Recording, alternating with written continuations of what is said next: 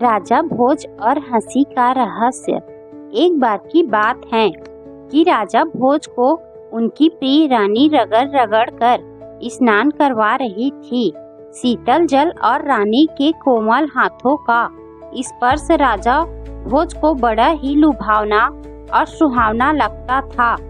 इसीलिए वह लंबे समय तक स्नान का आनंद लेते थे। एक दिन इसी तरह राजा भोज स्नान कर रहे थे कि अचानक महारानी को कुछ स्मरण हो आया और वह खिलखिला कर जोर जोर से हंसने लगी। राजा भोज रानी की इस असमय अकारण हंसी को देखकर भौचक्के रह गए। रानी को इस तरह रह रह कर खिलखिलाता देख उत्सुकतावश राजा भोज ने आखिर पूछ ही लिया। राजा भोज बोले, क्यों प्रिय, ऐसी क्या बात हो गई जो आप इस तरह खिलखिला कर अनवरत हंसे जा रही हो। थोड़ी देर तो रानी चुप रही, लेकिन महाराज को जवाब नहीं देना उनकी आज्ञा का उल्लंघन होता। किंतु इस असमय हंसी का रहस्य बताती तो भी समस्या खड़ी होने की आशंका थी। अतः चतुरता पूर्वक रानी बोली, मेरी हंसी का रहस्य तो आपको मेरी बहन ही बता सकती हैं, जो निकटवर्ती नगर की महारानी है। आप उसी से पूछ लीजिएगा, मैं आपको बताने में असमर्थ हूँ। रानी की ऐसी रहस्यमयी बातें सुनकर राजा की उत्सुकता और अधिक बढ़ गई। वे इस हंसी के पीछे छिपे रहस्य का उद्घाटन करने के लिए आतुर हो उठे। दूसरे दिन प्रातःकाल होते ही अपना घोड़ा तैयार किया और उस निकटवर्ती नगर की ओर चल दिए। शाम होते होते वह उस नगर में पहुंच गए। राजा भोज के आगमन का समाचार सुनकर सबको बड़ी खुशी हुई। सबसे कुशल समाचार पूछने के पश्चात महारानी ने उन्हें एकांत महल में बुलाया। अपनी बहन राज व्यवस्था के हालचाल पूछने के बाद एकांत देखकर महारानी ने एक नए रहस्यमयी प्रसंग पर चर्चा करनी शुरू कर दी। रानी बोली, अच्छा हुआ जो आप आज ही आ गए। आज एक बड़ी ही रहस्यमयी घटना घटने वाली है। कल सुबह मैं एक पुत्र को जन्म दूंगी और रात्रि होते होते बीमार होकर दूसरे दिन अपने प्राण त्याग दूंगी।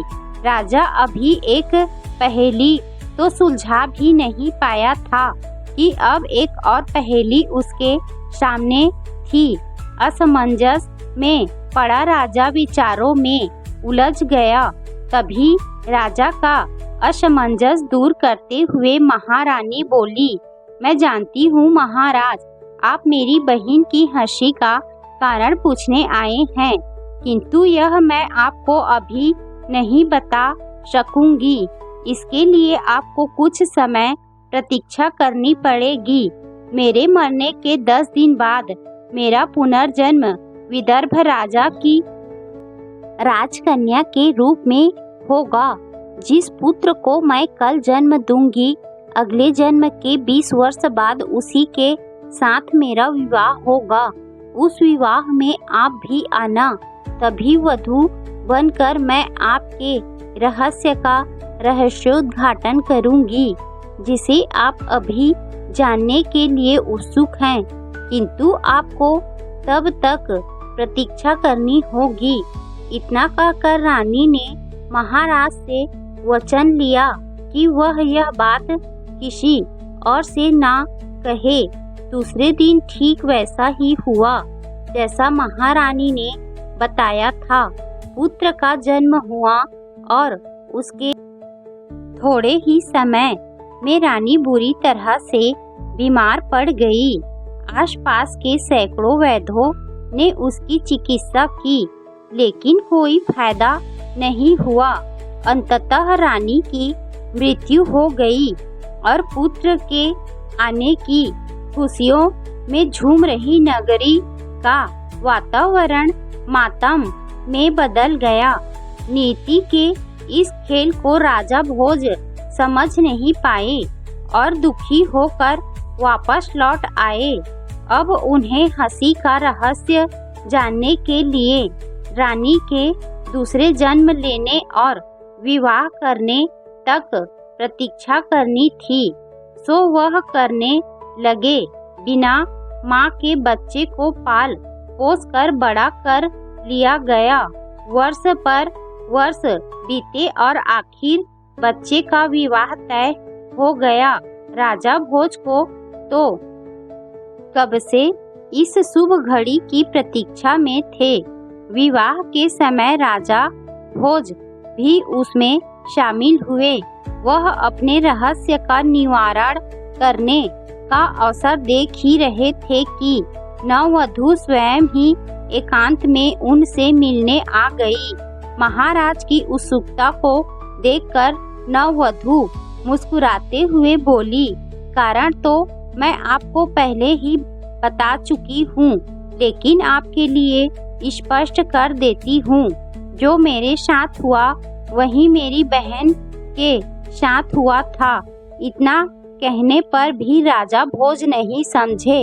वह आश्चर्य से नववधू की ओर देखने लगे तो वह बोली, महाराज, मेरी बहन अर्थात आपकी पत्नी पूर्व जन्म में आपकी माँ थी। बचपन में जब वह आपको नहलाती थी तो आप उसे बहुत परेशान करते थे। अब बड़े होने पर भी आपकी वही आदत देख वह खिलखिलाकर हंस पड़ी। आपके बड़प्पन में बचपन की झलक ही उस असमय हंसी का रहस्य है।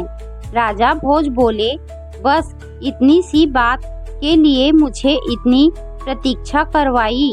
नववधू हंसते हुए बोली, महाराज, यदि उस समय आपको यह बात बताई होती तो आप अपनी पत्नी में अपनी माँ को देखने लगते, जिससे आपके दाम्पत्य जीवन के संबंधों में हानि की आशंका थी।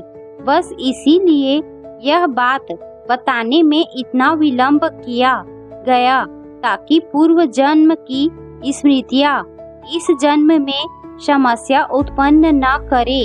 कभी कभी सच्चाई को किसी निश्चित समय के लिए छुपाना भी जरूरी होता है। यहाँ भी कुछ ऐसा ही खेल खेला गया था।